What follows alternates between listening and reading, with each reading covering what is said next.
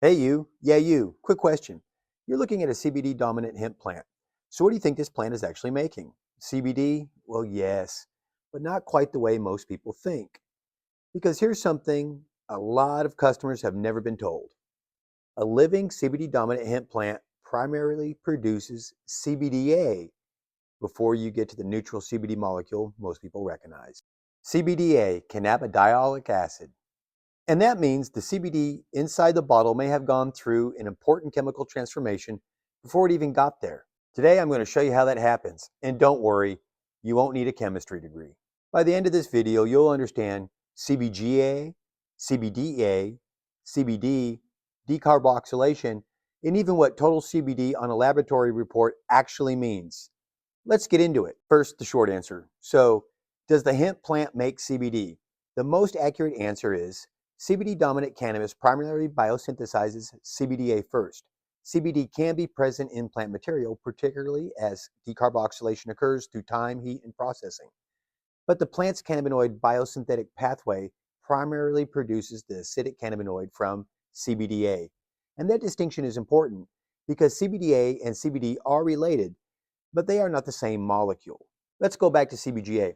If you watch my cannabinoid rabbit hole video, you already met this molecule, CBGA, cannabidiolic acid. You'll sometimes hear CBGA called the mother cannabinoid. That's a convenient nickname. But specifically, I prefer saying that CBGA is an important precursor in several major cannabinoid biosynthetic pathways. Here's what I mean. Inside the plant, specific enzymes act on CBGA. In CBD-dominant genetics, an enzyme called CBDA synthase can convert CBGA toward CBDA, cannabidiolic acid. In THC genetics, THCA synthase can favor the production of THCA, and in another pathway involving CBCA synthase leading toward CBCA. So once again, the plant simply isn't sitting there saying, make CBD. There's an actual biochemical pathway occurring inside the flower.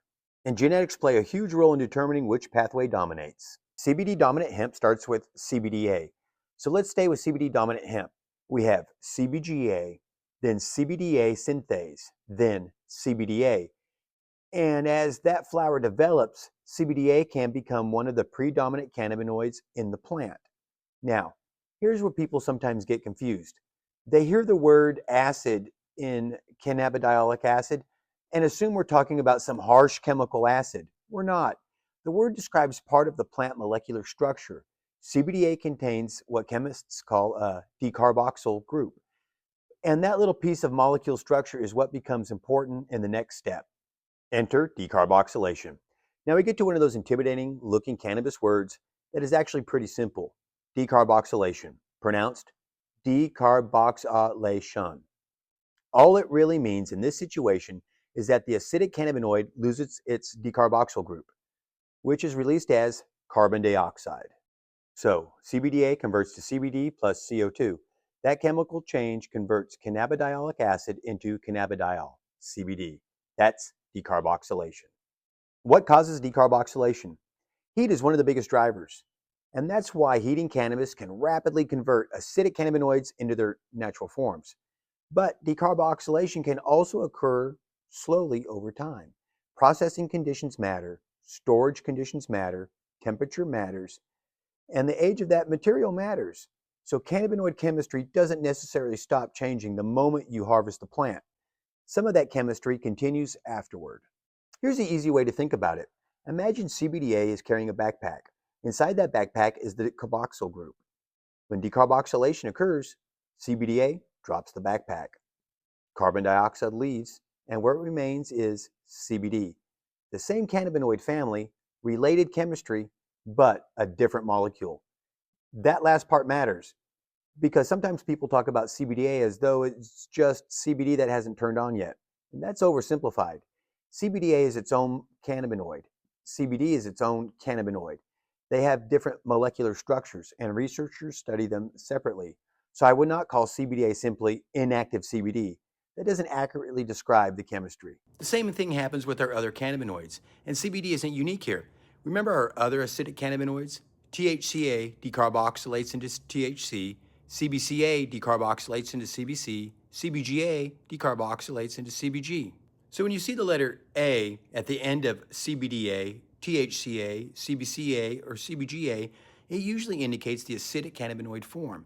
And after decarboxylation, that acidic cannabinoid can become its corresponding natural cannabinoid.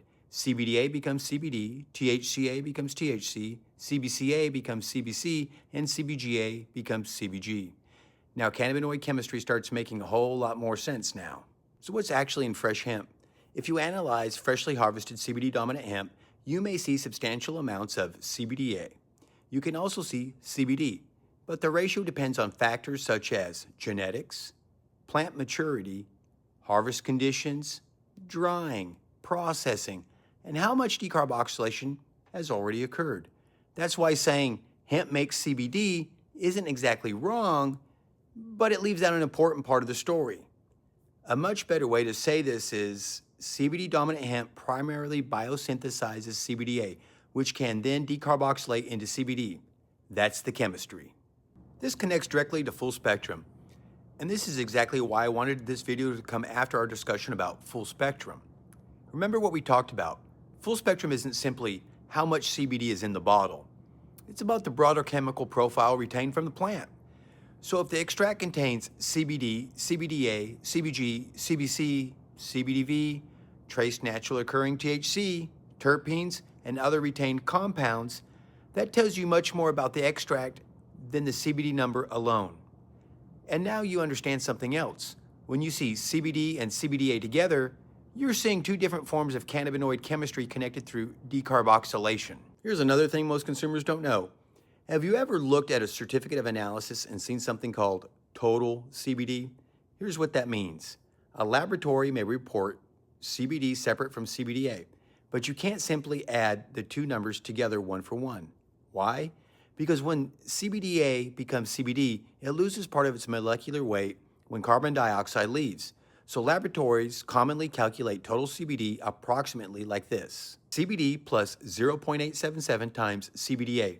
That 0.877 accounts for the difference in molecular weight after decarboxylation.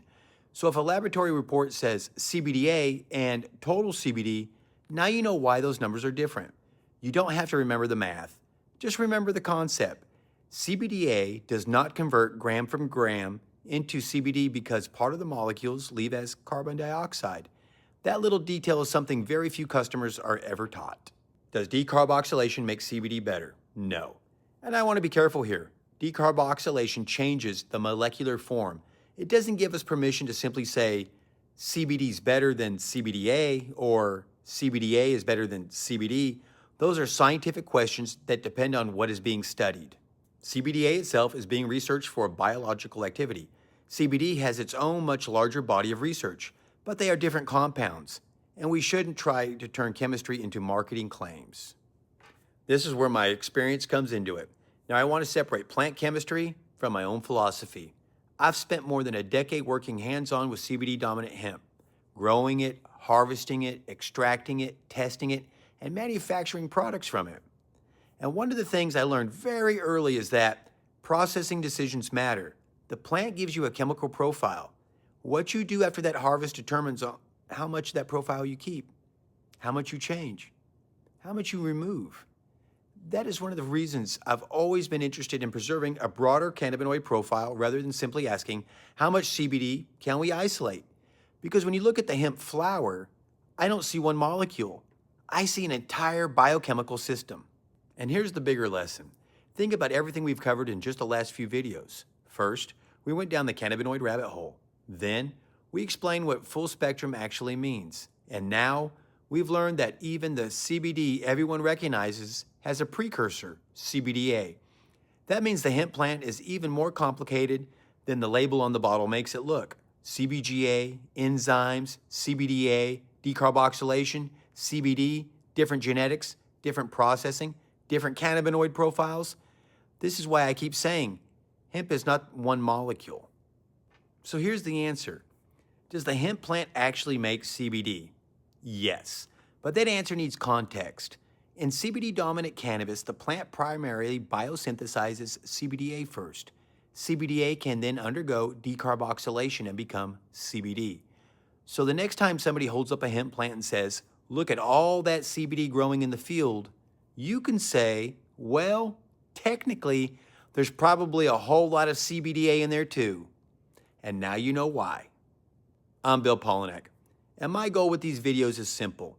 Teach you enough about hemp chemistry that the terminology on the bottle actually means something. Because once you understand the plant, it becomes a whole lot easier to understand the product. If you learned something today, like the video, subscribe, and share it with someone who thinks hemp plants are simply growing bottles of CBD out in the field. Because next, we're going to answer another question consumers should understand. What does a CBD certificate of analysis actually tell you? And what does it not tell you? I'll see you then on the next one. Like, comment, and share with your friends. All rights reserved by Kentucky Cannabis Company.